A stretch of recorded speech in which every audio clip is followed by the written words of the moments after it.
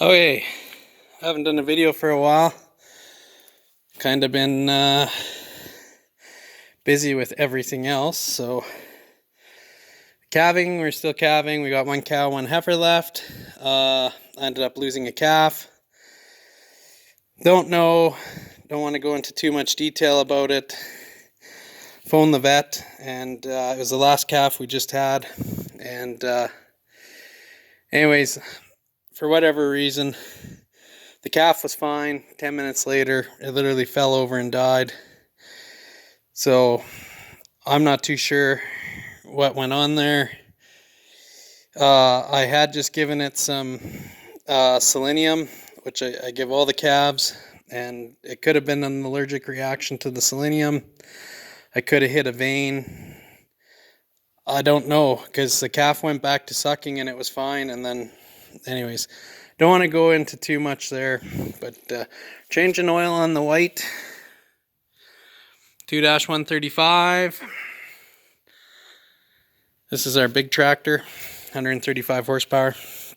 I think the engine's actually 155. So it's currently got two Baldwin BT 124 filters. One thing I don't like is they're upside down, and the leak back valve doesn't work all the time. So crankcase has got a lot of oil in it, so I'm pretty sure these are completely drained from sitting all winter. Update on the Polaris is the fuel leak came back. I had it fixed. It's good for a few days. Now it leaks fuel, and as soon as it warms up, the fuel leak goes away. So rather than continue to play with it, I just Polaris tractor parts on eBay. I just got the it's not really a rebuild kit, but it's a kit. So getting that.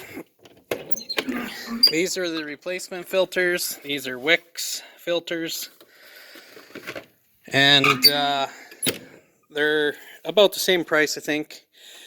Canada's pretty much turned into a third world country with this coronavirus, which we were probably headed there anyways. Probably since the 2008 recession, but we're slipping to being a third world country.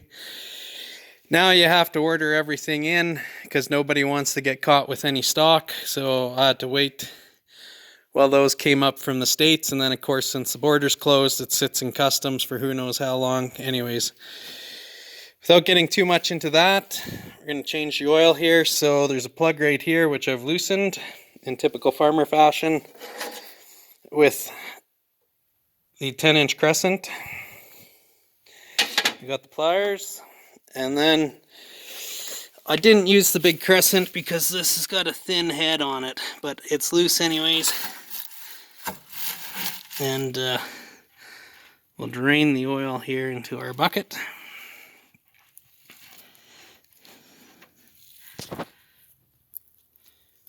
So there we are, draining away. And then I'll come out and there's probably not going to be a lot that comes out of this one. I'll pull that. And then I put Rotella T3 in it last time, which is fleet oil. I think it's very similar to T4, slightly cheaper. And this is that pail that's technically Motormaster. But if you look on the back here,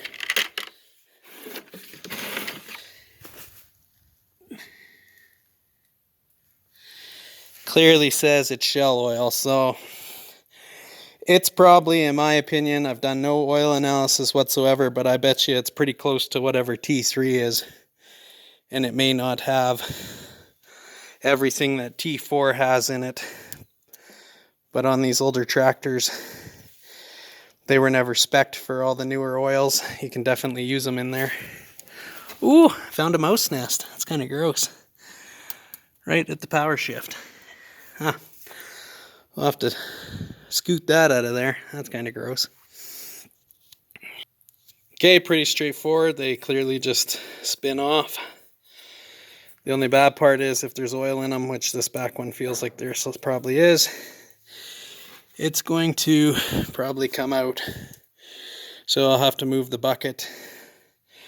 This is pretty much drained. Like I said, I think the anti-drain back valve wasn't working. So let's put that in there for loose, and then I'll check it again once the filters are off, since it might be kind of vapor locked. Okay, the Wix filter is a direct cross, and it's slightly bigger than the Baldwin filter.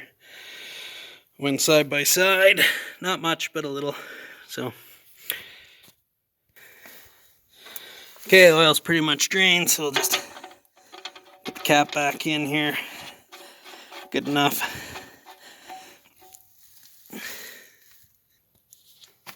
It's inch and a 1/16 drain plug. Anyone's interested on the crank, and inch and an 1/8 on the oil filter drain. I don't really want to get that too tight because it looks like it's actually cutting that plastic washer now. Okay, hard to film, but I'm sure you get the idea.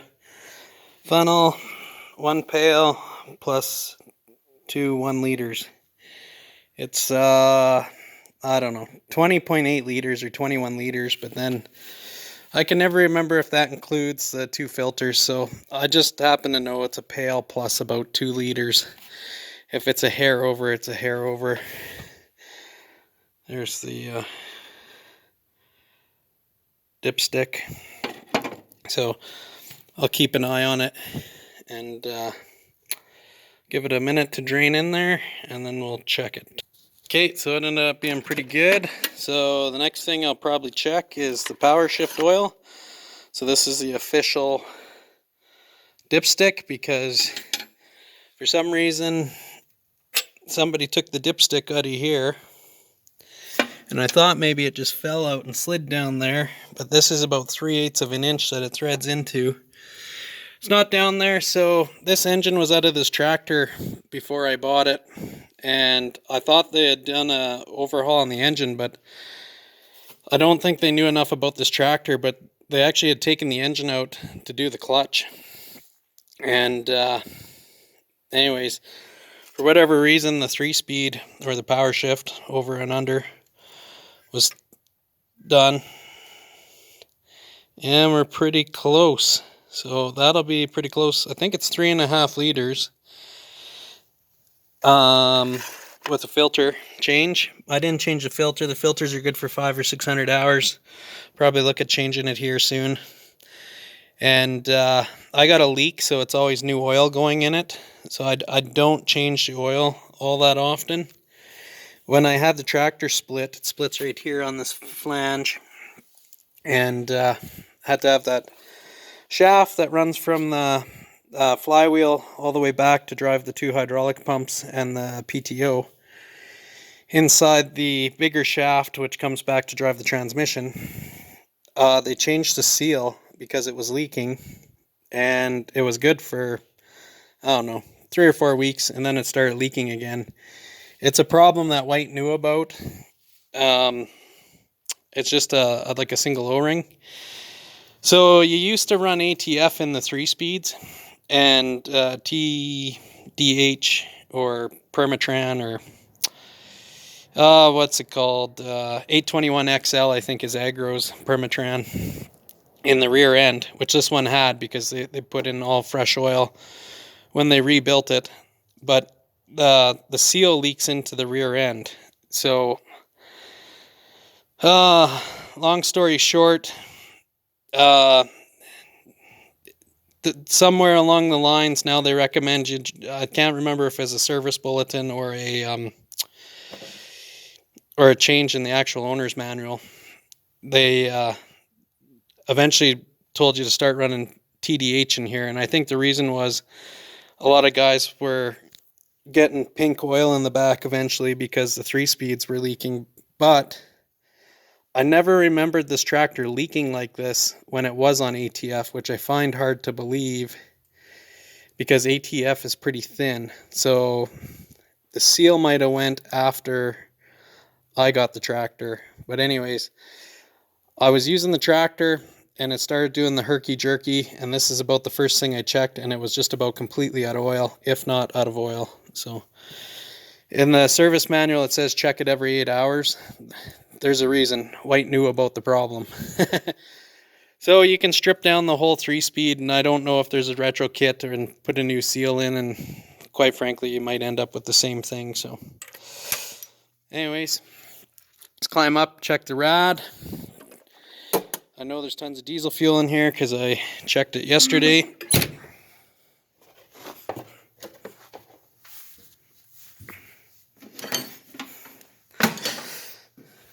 Should be lots of antifreeze. Yeah.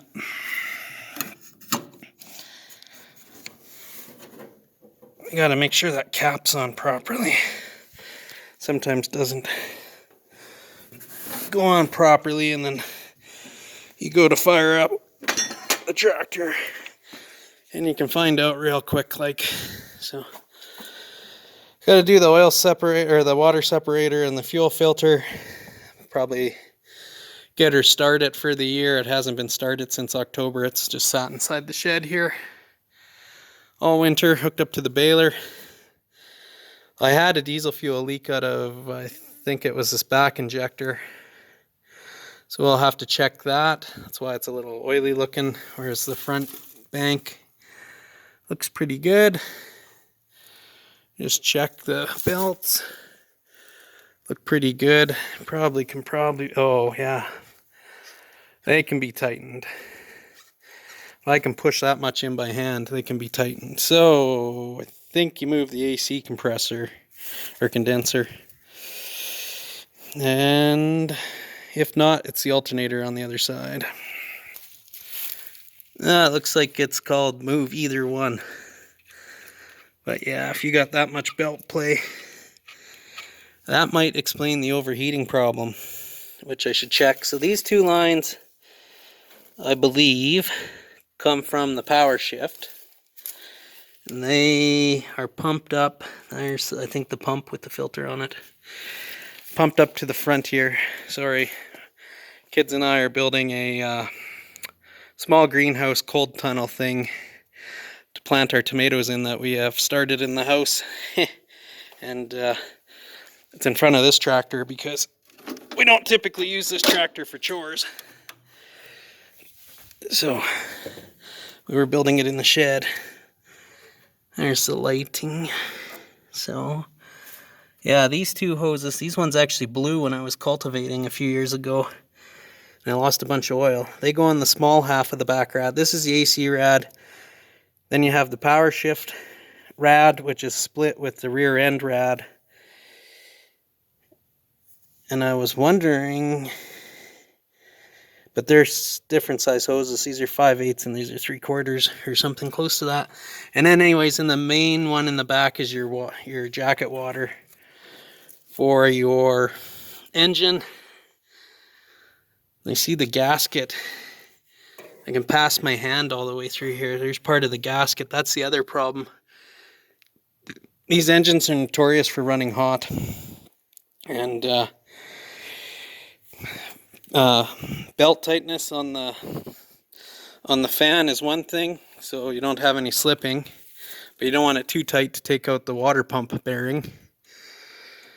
And that gasket missing is another problem. And then whites, for whatever reason, are notorious for running hot.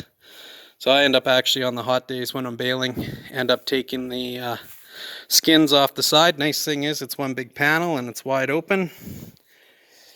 That's debatable whether that's the right thing to do or not, but that's what I end up doing.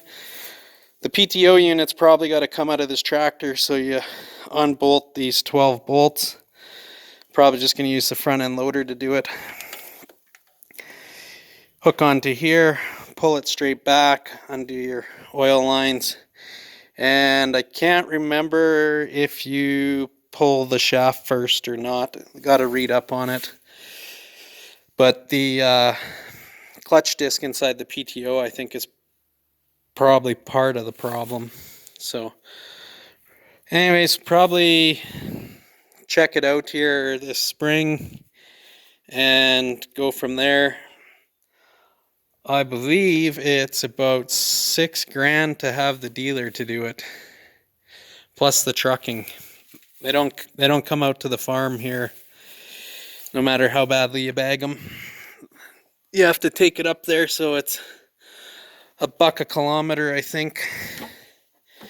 And then